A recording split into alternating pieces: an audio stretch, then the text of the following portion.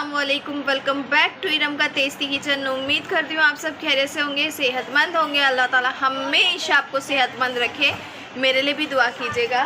तो आज हम बनाने वाले हैं बहुत ही ज़्यादा ताकतवर, प्रोटीन से भरा, फाइबर से भरा और बेहद दर्द से निजात देने वाला एक कुदरती रेमेडी, जिसे देख करके और खा करके आपकी जो सेहत है वो आपको दुआएं देगी।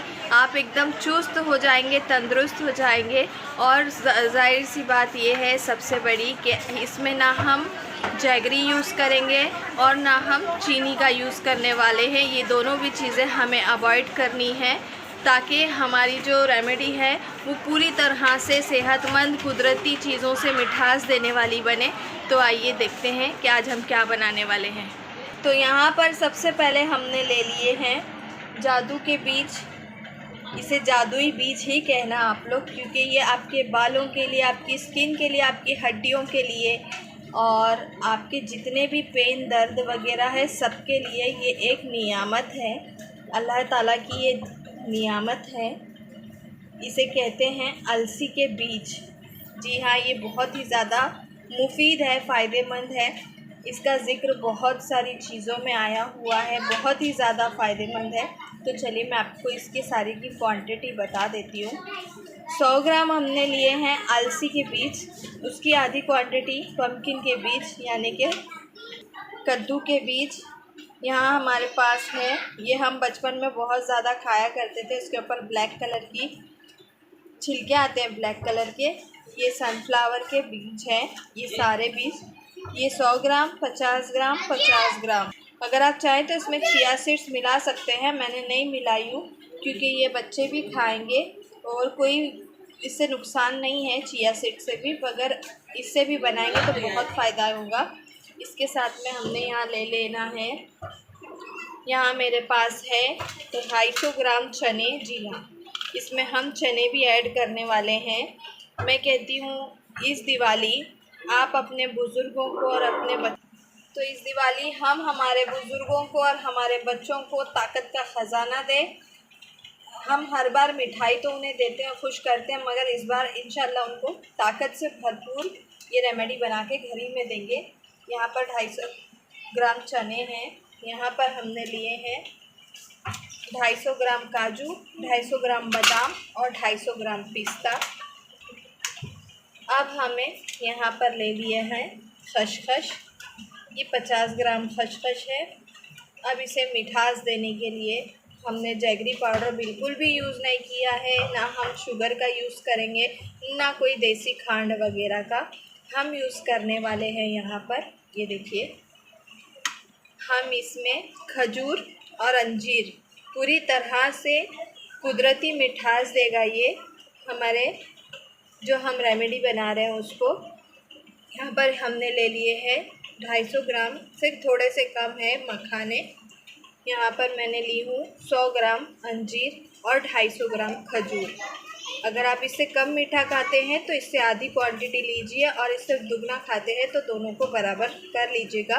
मेरे पास ये इस वक्त इतने ही थे तो मैंने यहाँ पर खजूर की क्वांटिटी बढ़ा दी हूँ। अब यहाँ पर हम इसमें ऐड करने वाले हैं, ये कुछ मेरे पास गोंद था, रेगुलर जो गोंद रहता है वही गोंद है। ये गोंद कतीरा अलग आता है, ये दूसरा वाला गोंद है।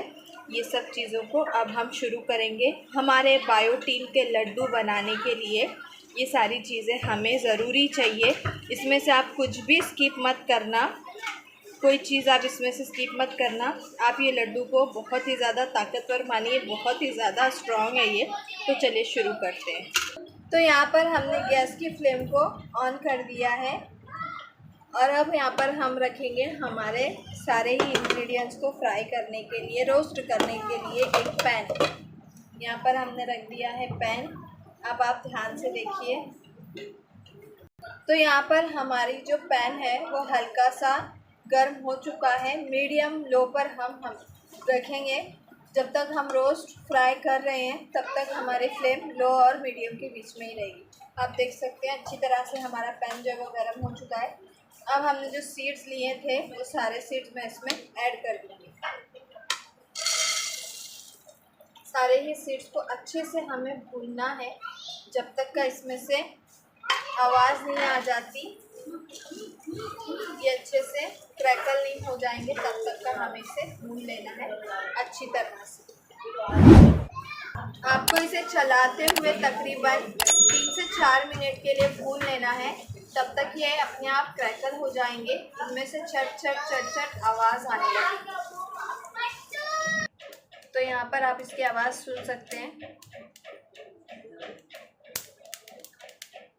अब हम इसे, जिसमें हमने प्लेट में इसे पहले रखे थे, उसी में ट्रांसफ़र कर देंगे। ये अच्छी तरह से भून चुके हैं, सारे ही बीज हमारे एकदम क्रैकल हो चुके हैं। बस नहीं तो इसका कलर ब्लैक हो जाएगा। सारी ही बीजें हमने निकाल ली हैं। हमने यहाँ चने को थोड़ा सा, बहुत ज़्यादा नहीं, छिलका इसमें रखा हुआ है। इसे भी एक बार अच्छी तरह से रोस्ट करेंगे। हमारे चने हैं रोस्टेड, फिर भी एक बार हम इसे वापस से रोस्ट करेंगे ताकि इसमें क्रंचीपन आ जाए, जिससे ये अच्छी तरह से पाउडर बनेगा और क्रंच बन रहेगा इसमें। ठीक है, इसे भी सिर्फ 2 मिनट के लिए मैं भून लूँगी, हल्का सा चना गरम होने तक। 2 मिनट पूरे हो चुके, हमारे चने गर्म हो चुके। इसे भी हम उसी बर्तन में निकाल लेंगे जिसमें हमने चने रखे थे। इसके बाद हमने यहाँ पे ले ली है खसखस। खसखस तो आपकी 1 सेकंड में भून जाती है, बस रखो और भूने जाती है। खसखस भी भून गई, अब हम इसे निकाल लेंगे। अब यहाँ पर हमने इसमें ऐड कर दिया है घी। जितनी हमें चीज़ों को रोस्ट करना था हमने कर लिया। अब हमें घी में चीज़ों को फ्राई करना है, मैं आपको बताती हूँ। घी हमारा एक साइड मेल्ट हो रहा है, इसी टाइम हम क्या करेंगे, हमने जो यहाँ पर काजू, बादाम और पिस्ता लिए थे वो सारा का सारा इसमें ऐड कर देंगे और इन्हें थोड़ा सा रंग चेंज होने तक फ्राई करेंगे, एकदम लो फ्लेम पर। फ्लेम को बिल्कुल भी आपको पास नहीं करना है, नहीं तो आपके जो बादाम काजू वगैरह है ये ऊपर से तो हो जाएंगे मगर अंदर तक इसमें क्रंचपन नहीं आएगा। तो यहाँ पर हम इसे लो फ्लेम पर अच्छी तरह से कलर चेंज होने तक का फ्राई करेंगे।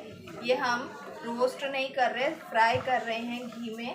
आप घी की क्वांटिटी में डरना नहीं, घी बहुत फ़ायदेमंद चीज़ है। हमारी हड्डियों को मेन घी ही सपोर्ट करता है ताकतवर बनने में।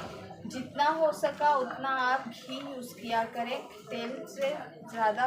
तेल तो एकदम ही अनहेल्थी है, मगर घी जो है वो बहुत ही ताकतवर चीज़ है क्योंकि ये दूध से बनी हुई चीज़ है। दूध ताकतवर है। काजू का कलर है वो किस तरह से चेंज होता जा रहा है।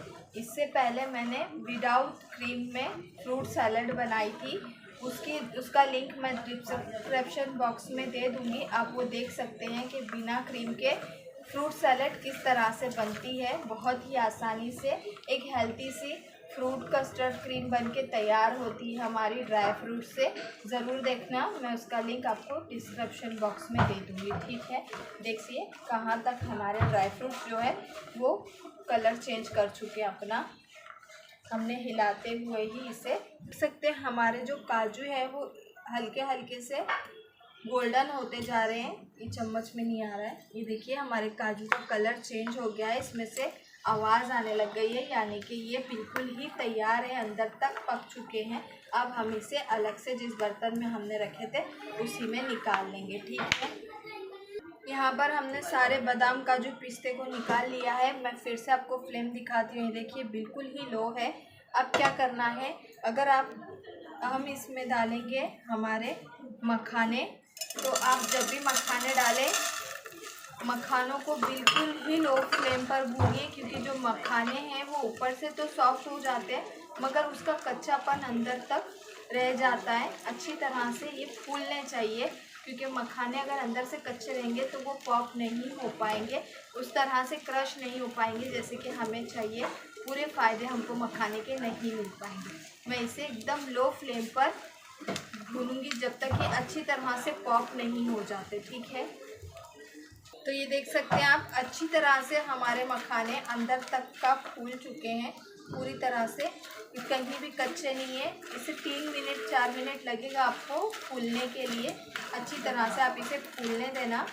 आपको खुद ही पता चल जाएगा कि आपके मखाने बिल्कुल फूल के, ये देखिए किस तरह से उड़ रहे हैं, ठीक है।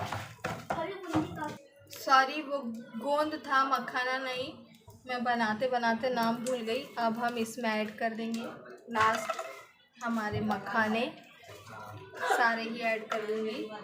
तो यहाँ पर हमने सारे मखाने इसमें ऐड कर दिए। हमारा जितना भी बचा हुआ घी था वो सारा सब घी मखाने ने सोख कर लिया है। ये है मखाने। से पहले हमने गोंद को फ्राई किए थे। गोंद को धीमी आंच पर ही आपको फ्राई करना है अच्छी तरह से, और मखाने को भी आपको स्लो आंच पे ही फ्राई करना है, ठीक है। तो यहाँ पर हमारे मखाने भी अच्छी तरह से भून चुके हैं, ये देखिए अच्छी तरह से रोस्ट हो गए हैं। ये जो हम रेमेडी बना रहे हैं अलसी के बीज के साथ में, ये रेमेडी जो न्यू मदर है, अभी अभी जिसको मदर बेबी हुए हैं, अगर वो ये लड्डू खा लेंगे ना तो उन्हें मिल्क फीडिंग कराने में बहुत ज़्यादा अच्छी बात है, क्योंकि इससे दूध बहुत अच्छी क्वांटिटी में माँ का बनता है और इससे उनकी कमर वगैरह दर्द जो होती है वो बिल्कुल ही नहीं होगी। डिलीवरी के बाद भी ये लड्डू बहुत ज़्यादा फ़ायदेमंद है। आपके घर में अगर किसी की डिलीवरी वगैरह हुई है तो उसे आप ये लड्डू आसानी से दे। यहाँ पर बिल्कुल ही तैयार है। मैं इस वक्त गैस की फ्लेम को ऑफ़ कर रही हूँ, और जो हमारे खजूर अंजीर है उसे हम बाद में इसमें वापस से फ्राई करेंगे। तब तक जो हमारे दूसरे इंग्रेडिएंट्स हैं जैसे चना है, ये खाने निकाल लिए हैं। हमारे जो चने हैं वो अच्छी तरह से एकदम से ठंडे हो चुके हैं। अब हम इसे ग्राइंड करके लेंगे। तो चलिए आए हैं, देखते हैं कैसे ग्राइंड करना है।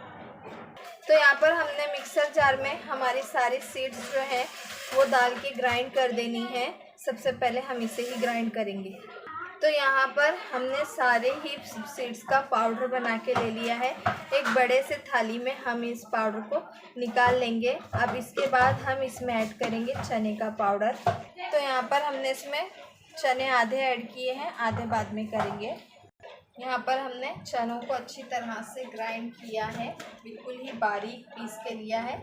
ये भी पाउडर हम इसमें सारा का सारा ऐड कर देंगे। जो लोग जिम वगैरह करते हैं आपने देखा होगा कि वो चने का जो है मिल्क शेक बना के पीते हैं बनाना के साथ में। तो ये प्रोटीन से भरा हुआ है, बहुत ज़्यादा फ़ायदेमंद है चना। इसी तरह से आप भी एक बार ये ट्राई करना ज़रूर लड्डू, ठीक है।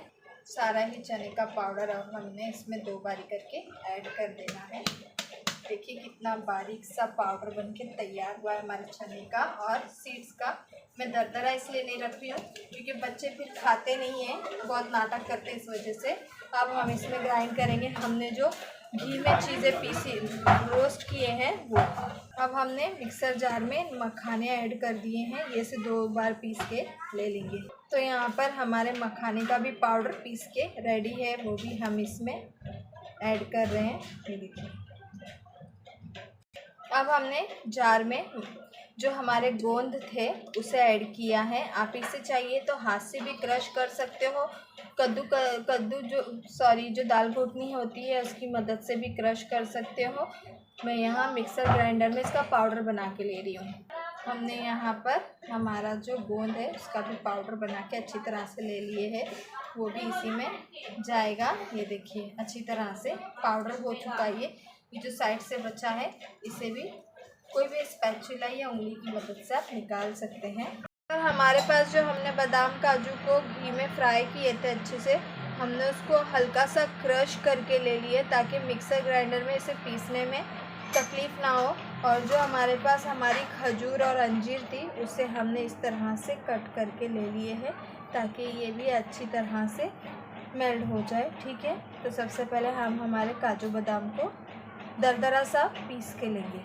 तो यहाँ पर आप देख सकते हैं हमने दरदरा सा बादाम काजू का पेस्ट बनाया है, इसे भी हम हमारे पाउडर में ऐड करेंगे। पर देख सकते हैं आप हमारे सारे पाउडर जो है वो हमने ग्राइंड करके पीस के तैयार रख दिए हैं। अब क्या करेंगे, फिर से एक बार हम हमारे पैन को गैस पर चढ़ाएंगे और वापस से हम गैस की फ्लेम को करेंगे ऑन और इसे एकदम लो करेंगे। ये देखिए मैं फ्लेम आपको इसलिए दिखा रही हूँ ताकि आपको अंदाज़ा लगे कि कितनी फ्लेम पर हमें हर चीज़ को बनाना है। यहाँ पर सेम पैन हम यूज़ करेंगे। पैन हमारा हल्का सा गर्म हो चुका। अब हम क्या करेंगे, इसमें 4 से 5 चम्मच हमने घी इसमें ऐड कर देना है और हल्की आंच पर इसे मेल्ट होने देना है, पिघलने देना है। ठीक है, स्टेज पर आपको घी चाहिए ताकि आपके जो अंजीर और खजूर है वो अच्छी तरह से मेल्ट हो जाए। तो यहाँ पर हमारा जो घी है वो हल्का गर्म हो चुका है। अब जो हमने यहाँ पर खजूर और अंजीर के पीस करके रखे हुए थे, इसे अच्छी तरह से हमें मेल्ट करना है।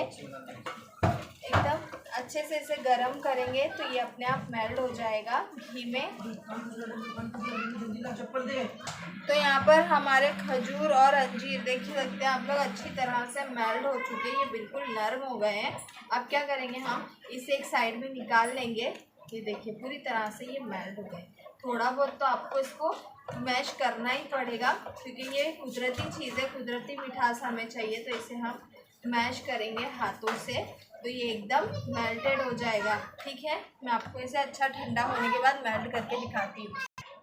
अब जो हमारे पास ये सारे पाउडर हैं उसको अलग से एक टोप के अंदर हम ट्रांसफ़र कर रहे हैं क्योंकि मेरी जो थाली वो छोटी है और पाउडर ज़्यादा है, तो इसे अच्छी तरह मिक्स करने के लिए मैं दूसरे बर्तन में ट्रांसफ़र कर रही हूँ। तो यहाँ पे आप देख सकते हो हमारा जो खजूर और अंजीर था वो किस हद तक मेल्ट हो चुका है। ये देखिए अच्छी खासी मेल्ट हो गया ये। अब क्या करेंगे, हम हल्का हल्का सा हमारा पाउडर लेंगे। हमने बहुत अच्छे से मिक्स किया है पाउडर को और इसमें इस तरह से मिक्स करते हुए इस तरह इसमें मिक्स करते जाएंगे।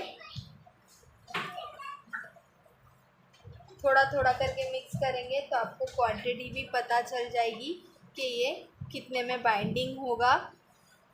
समझ रहे आप, या देखिए अच्छे से जितने में लड्डू बनना होगा उतना पाउडर हम यूज़ करेंगे। बाकी पाउडर को आप स्टोर कर सकते हैं 6 महीने तक एयर टाइट कंटेनर में। ये बिल्कुल भी ख़राब नहीं होगा क्योंकि हमने इसे घी में रोस्ट किए हैं और हर चीज़ इससे रोस्ट हुई हुई है। अच्छी तरह से मैं इसे मल के भरूंगी।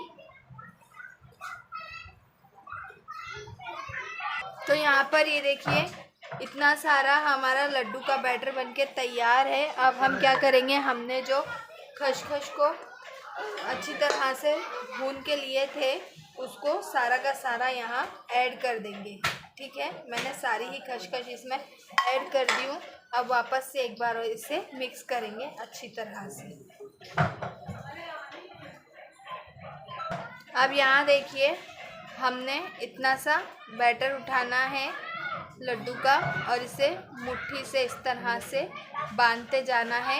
एकदम आसानी से हमारा लड्डू बनके इसमें तैयार होगा। अगर आपको ऐसा लग रहा है कि आपका लड्डू टूट रहा है, नहीं बन पा रहा है, तो आप इसमें थोड़ा सा और मेल्ट करके खजूर ऐड कर सकते हैं। बाकी इतनी क्वांटिटी इसके लिए सही होगी।